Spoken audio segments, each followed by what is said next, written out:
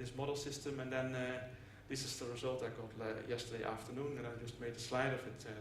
I don't really actually know what it means, but I can see those differences, and see the students did a lot of statistics on it, and these are all the components that were significantly different. I think one pattern that's very clear is that when you have the oxygen present, and that's the samples with air, that's all the red ones. There you can see the levels are higher than when you have the samples with nitrogen. So if you remove the oxygen, you see for several of these components, and many of them, they are from the Maillard reaction, because here we have the pyrazines here, and we have some sugar breakdown products here. We have hexanol, which is a lipid degradation product.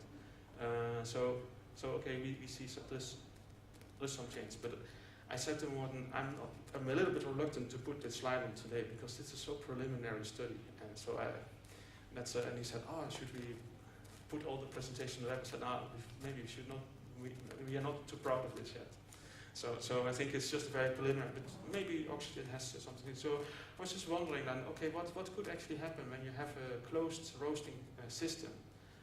Because what kind of things would happen? So I just think like, well, can we explain it? Well, I just put a few thoughts that we maybe in this project with Line will have a look at, or maybe with more students.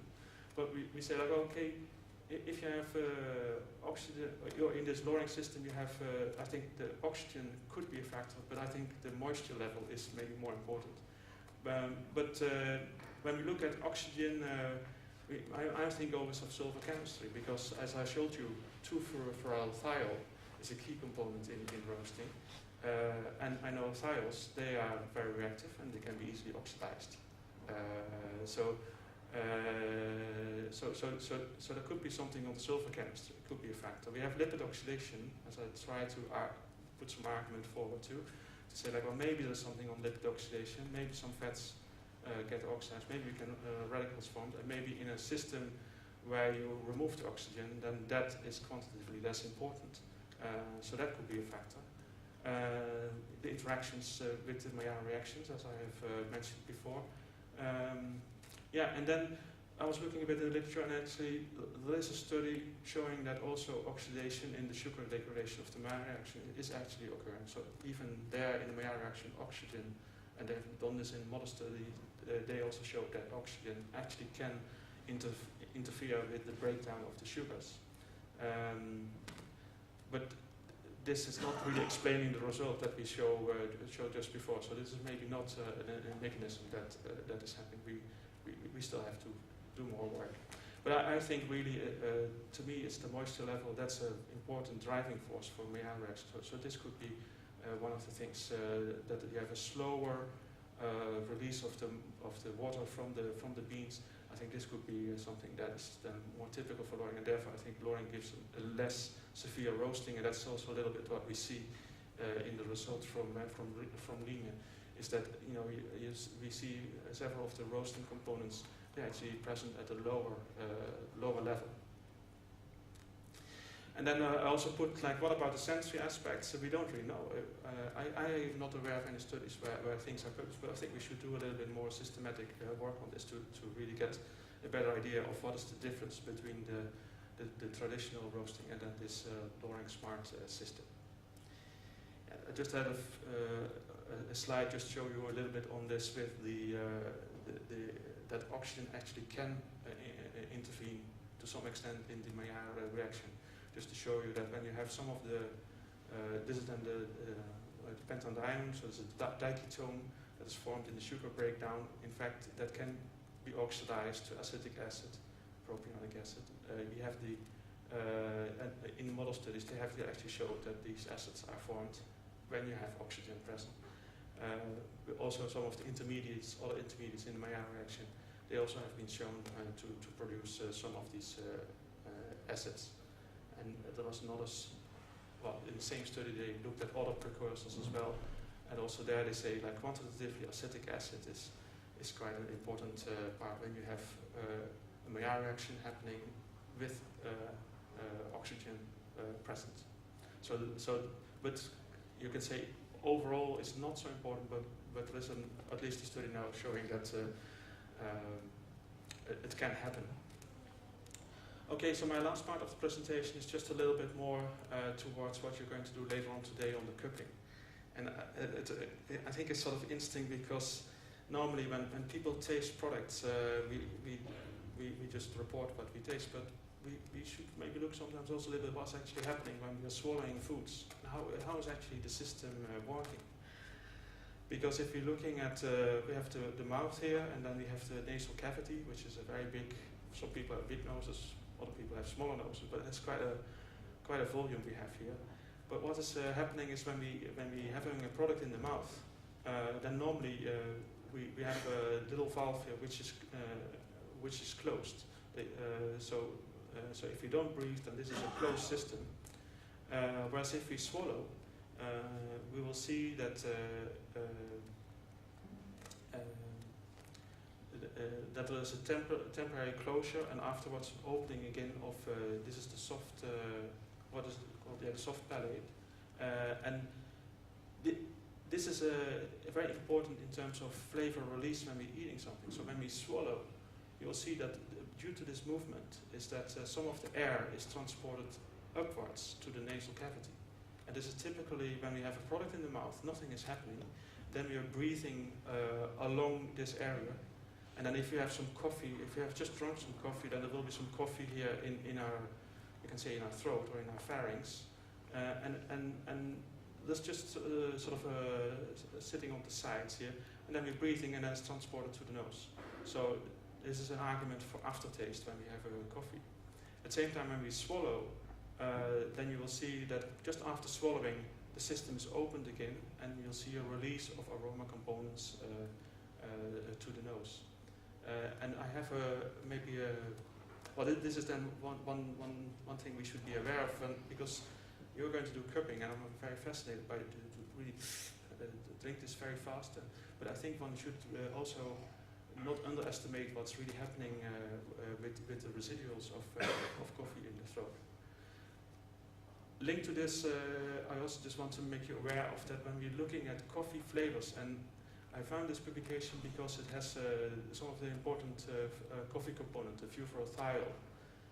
If we look at when we add a number of flavor components in a mixture with saliva, this is human saliva, then you will see over time, relatively fast for some components, you'll see a change.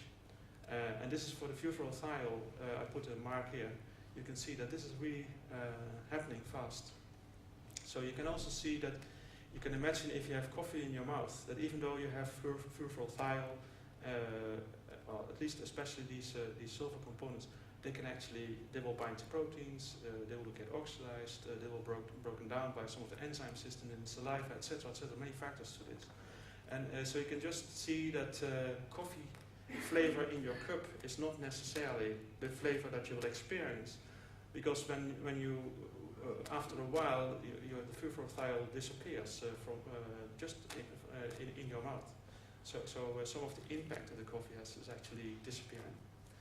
So I just want to make you aware of that. And there's many more studies done on the system. So this is only one example. But we know in many foods, even though we measure the volatile components in the system, in fact, when we take it in the mouth, we have a lot of dynamic changes into these components as well. If you eat an apple, many of the flavors of apples, besides the esters, they actually formed during mastication in your mouth. So as a last part of my presentation, I just have a little cartoon going a little bit more into this dynamic aspects of drinking a cup of coffee. I mean, when we think about flavor, this is not really ice, but this is sort of, you look first at your cup, and if it's a dark coffee, you will have a different expectation than if it's a light coffee. Already there you have an expectation about how the roasting taste will be, etc. So, of course, in flavor, the sense of sight is important. But of course, when we then add it in our mouth, then before we entering in the mouth, we will probably smell it a little bit.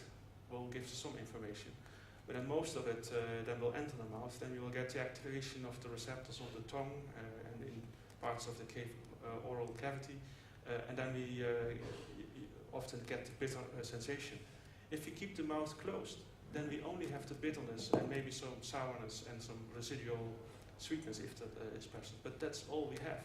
because the rest of flavor is actually perceived in the nose. And that's really important, that you can almost say almost like 80% of what we experience as flavor is not really happening in the mouth, it's actually perceiving in the nose.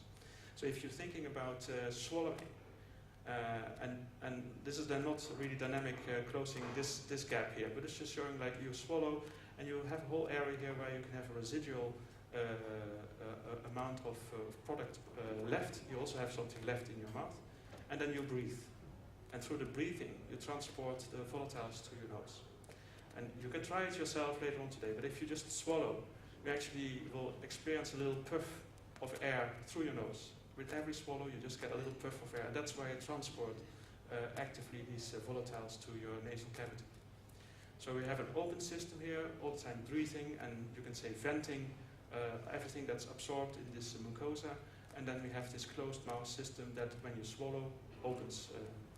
And then of course in the mouth you will have release of components when it is closed, and then when you swallow it again it will enter into your cavity here, and by breathing you will transport volatiles to your nose.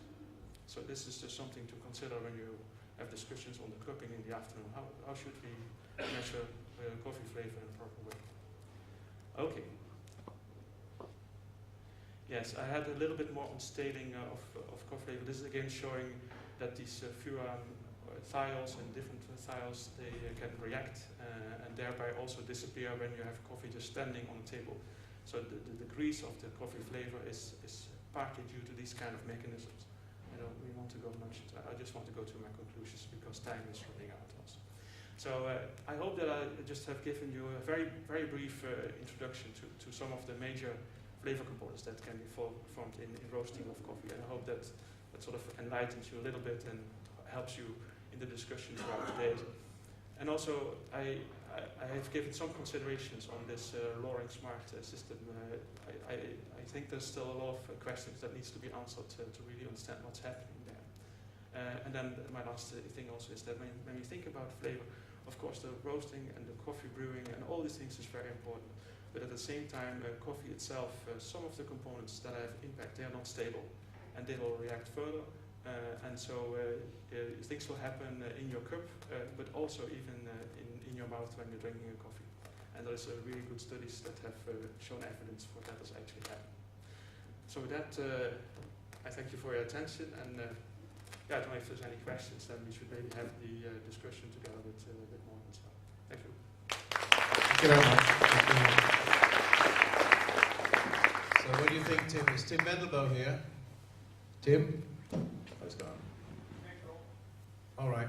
So, yes, so the worst thing that these guys always tells us is that they're just scratching the surface.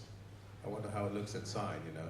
I've got a box of wires in my workshop. It's just called technical box. So every wire I may have used of later, I put them in that box. But they always seem to tangle together. And it's a little bit what happens every time I go into chemistry in details. It seems to get very tangled in there in my brains. But what I really want to know is how should I roast? How should I react to these different reactions that happens, very complicated reactions. So we're now open for a question round. I've got a mic here. So any questions you might have at this point, very welcome.